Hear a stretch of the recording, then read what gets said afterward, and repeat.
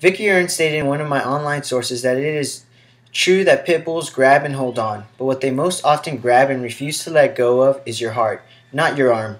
What makes pit bull attacks any different than shark, poisonous snake, or wolf attacks? Yet we don't hear anything about banning sharks, wolves, or snakes that we come in contact with. If people want to start banning pit bulls because they cause potential harm, then why not ban everything else that causes harm? For instance, many people die due to the use of cigarettes, knives, and cars. They're potentially harmful as well. Banning the use of cigarettes, knives, and cars sound like a joke, right? But this logic should be kept when it comes to pit bulls. In reality, it is not the pit bull's fault, nor the cigarettes, knives, or cars. It is simply the owners or humans and how responsible they are that determines the consequences of their actions. Now let's begin with a little history on how pit bulls became what they are known today. According to Pet Pit Bull: A Better Image, the pit bull was developed for blood sports, bull baiting, ratting, and up until a few years back, dogfighting.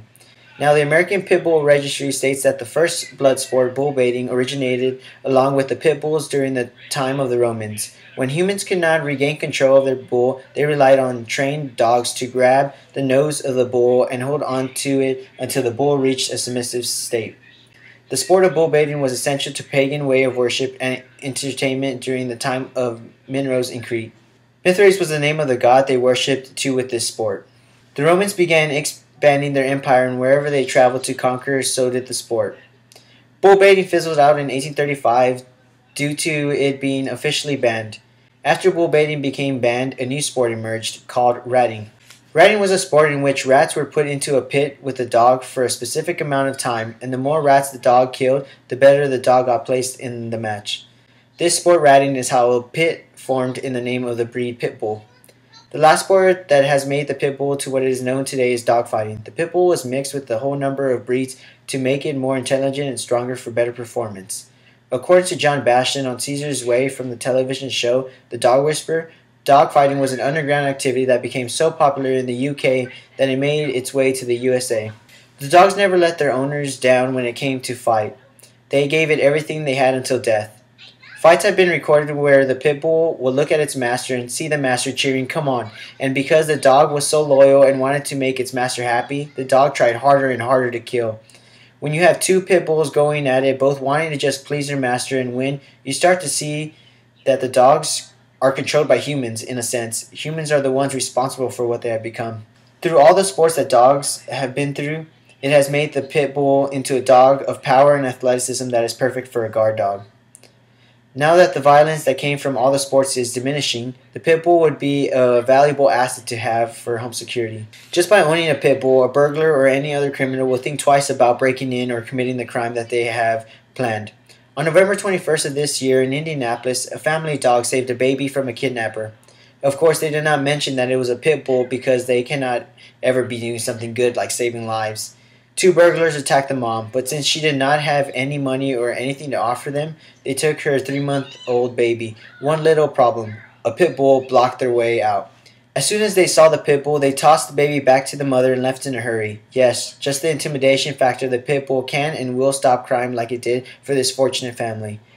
That not good enough for you? Here's another story that Pia Barrett reported on a website, Loud for Animals. It occurred last year in Florida in February, involving a stray pit bull. A woman was leaving with her child from a playground when suddenly an attacker appeared and started threatening to kill her if she did not stay still and not make any sudden movements. A dog mysteriously ran to the attacker by charging him, which led to the attacker fleeing and not harming the mother and her child. The mother or her child has never seen this dog, who was a pit bull that they nicknamed Guardian Angel before. He simply was a stray or lost dog. Now, how many dogs would go save the life of a complete stranger, or even just simply help? What are the odds for it to be a pit bull? Yet people want to ban pit bulls. This pit bull was by itself and it acted from its own free will. It even waited in her car in the back seat until the police and animal control services came. How many dogs can do that? Not a pit bull, right? After hearing about this miraculous story by a stray pit bull that saved the life of a complete stranger, let's focus now on the owners, or so-called victims. The people that are against pit bulls are blaming the wrong creature. The real monsters are the humans that are bad owners. Who typically owns pit bulls?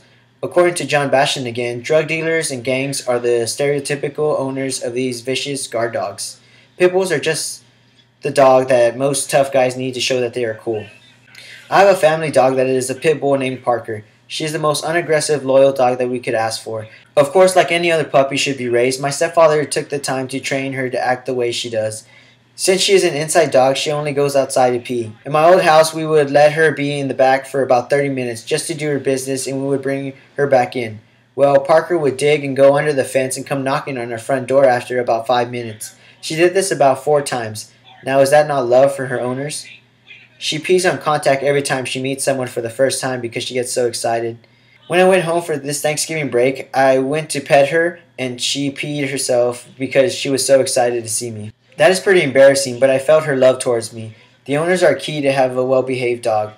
The type of dog greatly depends on the owner. The dogs feel what their owners feel. I say dogs are just as important as humans to many people. They are man's best friend. Pets need to be taken care of and be taught the correct way to live, free of violence and submissive to their owners. Now, for the so-called victims. Most pit bull attacks that are reported never get the full story. More times than not, the victims provoke the dog. People cannot expect for the dog to be abused and provoked and not attack. Humans are the same way. This is where it gets tricky. Small children around pit bulls. If small children are left unattended and start to slap and grab the dogs or do whatever the dogs or humans do not enjoy, they will attack, and that is the parent's fault for not being present. This is irresponsibility on the parent's behalf. I hope that you have found the information over the history, capability of home security, and the responsibility of owners towards pit bulls convincing enough to not ban them. Bill Wise from Georgia stated, "The pit bull never ceases to amaze me. I have never seen a breed so mistreated, misused, or misunderstood, but still maintain an undying devotion to humans. This breed is not any different than any other dog, so why ban it for what it was raised to do? It has overcome bloody sports with the help from humans, and now we decide we are going to throw them under the bus? I say no. We should be able to keep pit bulls. Rise with me and help end canine racism."